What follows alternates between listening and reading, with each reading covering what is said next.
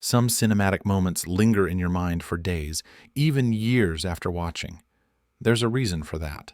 Some directors aren't just telling stories, they're crafting philosophical experiences that can teach us more about existence in 3 minutes than some academic courses do in 3 months. Today, we explore 7 epic philosophical scenes from world cinema.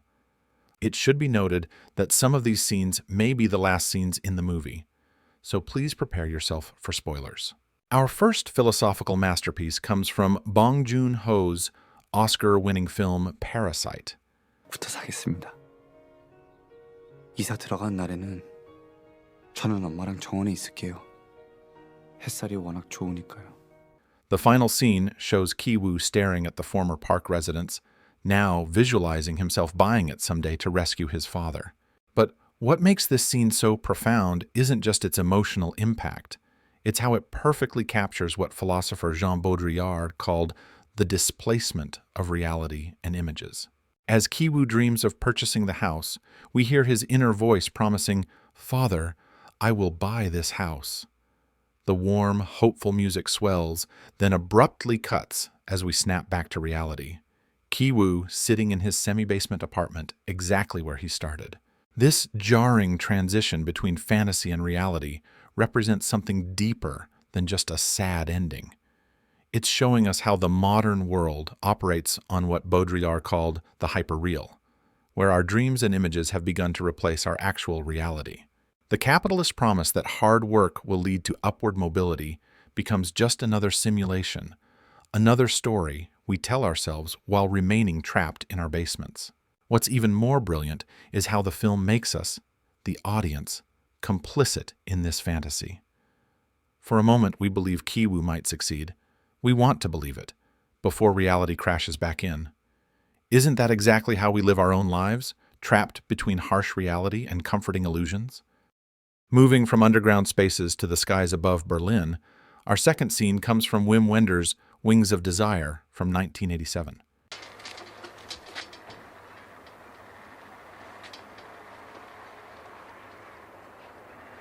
The angel Damiel, after centuries of watching humanity but never experiencing it, finally decides to become human. The moment he crosses over is pure cinematic magic. The black and white film suddenly blooms into vibrant color as Damiel feels physical sensations for the first time. As he bleeds from a small wound, he marvels, "It's great to live by the Spirit, to testify for eternity, but sometimes I get fed up with this spiritual existence. I don't want to always hover above. I want to feel a weight in me, to end this eternity and bind me to earth." This scene presents one of philosophy's oldest tensions. Is it better to have perfect knowledge without feeling, or imperfect understanding with authentic experience? Damiel chooses the messy, painful reality of human existence over the perfect, detached perspective of an immortal being. Philosophers like Kierkegaard argued that truth isn't something you observe, it's something you live. Damiel discovers that all his centuries of watching humanity taught him less than one moment of bleeding, feeling cold, seeing color, and tasting coffee as a mortal. Aren't we sometimes like these angels? Observing life from a distance, analyzing everything, but afraid to jump in and actually live it? What would you choose? Perfect knowledge or authentic experience? Now we plunge into the concrete projects of Paris with our third film, Mathieu Kassavitz's Lahan from 1995. Mais l'important, c'est pas la chute. C'est l'atterrissage.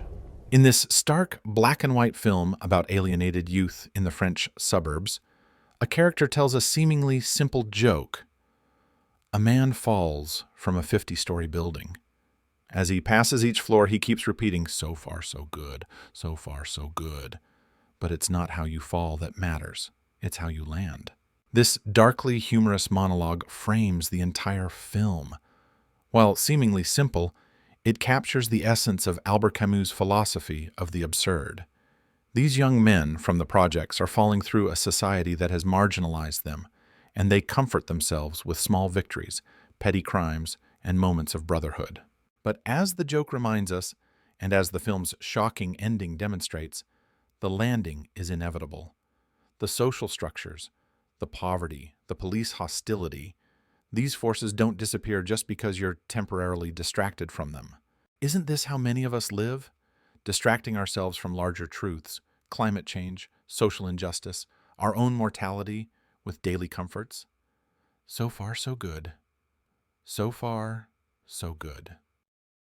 Let's shift to something lighter, but no less profound, with Jean-Pierre Jeunet's Amélie from 2001. Remember the scene where Amélie watches a videotape left by the deceased glass painter. Voilà, ma petite Amélie. Allez-y, nom d'un chien. As she sits alone in her apartment, the old man speaks directly to her. So, my little Amélie, you don't have bones of glass. You can take life's knocks. If you let this chance pass, eventually your heart will become as dry and brittle as my skeleton. So, go get him, for Pete's sake. This moment represents a philosophical turning point that Sartre would recognize immediately: the confrontation with one's own freedom and the responsibility it entails. Amélie has been hiding behind her elaborate schemes to help others, avoiding the vulnerability of pursuing her own happiness. The glass painter's message shatters her comfortable illusion. He tells her what existentialist philosophers have been saying for decades, that meaning isn't found in abstract theories or comfortable routines, but in the courageous act of authentic choice. How many of us are like Amélie, creating elaborate distractions to avoid facing the terrifying freedom of choosing our own path?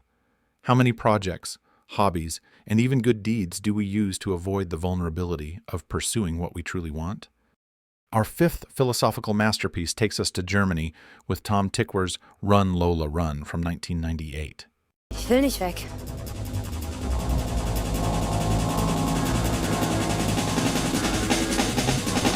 Stopp.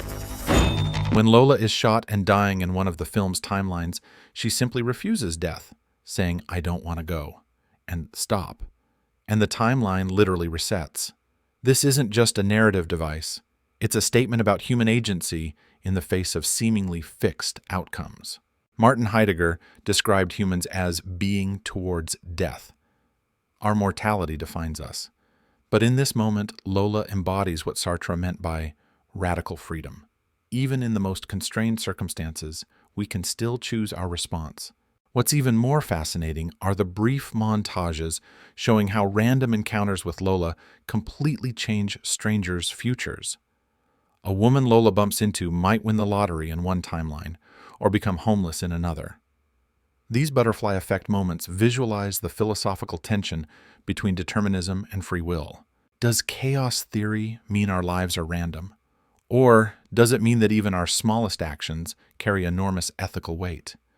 If bumping into someone could change their entire future, how carefully should we move through the world? For our sixth philosophical scene, we travel to Spain with Alejandro Amenabar's Abre los ojos, Open Your Eyes from 1997, which American audiences might know from its remake, Vanilla Sky.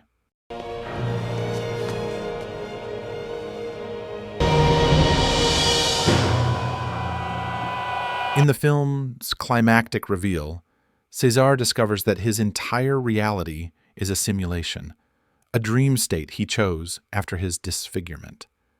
As he removes his mask on a rooftop and contemplates jumping, reality itself begins to unravel around him. This scene creates a perfect cinematic representation of René Descartes' famous thought experiment. How can we know we're not dreaming or being deceived about reality? César's only certainty becomes his own consciousness. I think, therefore I am, while everything else dissolves into doubt. But the film pushes beyond Descartes by asking more modern questions. If our experiences feel real, does it matter if they're simulated? Is César's identity tied to his handsome face or to something deeper? Would you choose a beautiful dream over an ugly reality? As technology advances and virtual realities become more convincing, these questions aren't just philosophical thought experiments. They're becoming practical considerations. What is real and who decides? Our final philosophical masterpiece is Michael Haneke's devastating Amore from 2012. Je suis là.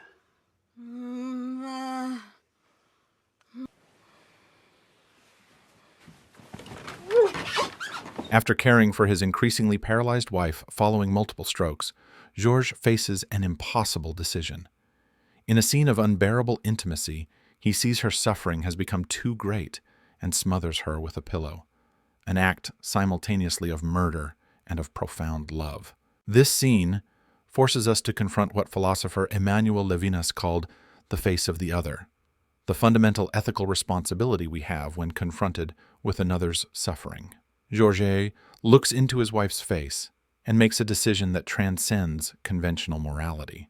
Is it an act of mercy or an unforgivable transgression? Is it both simultaneously? Haneke offers no easy answers, instead creating a moment where ethics, love, and suffering collide in a way that purely theoretical ethics could never resolve. The true philosophical weight comes from the film's title, Amore, Love. Is Georges's final act the ultimate expression of love or its betrayal? And which is more important, respecting life's sanctity or ending unbearable suffering? So what connects these 7 scenes? Why do they haunt us long after the credits roll? These aren't just clever plot points or emotional moments. They're visual expressions of humanity's deepest questions. What is reality? How much control do we have over our lives? What does it mean to truly experience the world? What do we owe to others who suffer? The greatest directors aren't just storytellers. They're philosophers working in light and sound instead of words. In a future video, we will also explore the strong philosophical scenes of early world classics. What's your favorite philosophical movie moment? Let me know in the comments below. And if you enjoyed this journey through cinematic philosophy, subscribe for more explorations. Thanks for watching.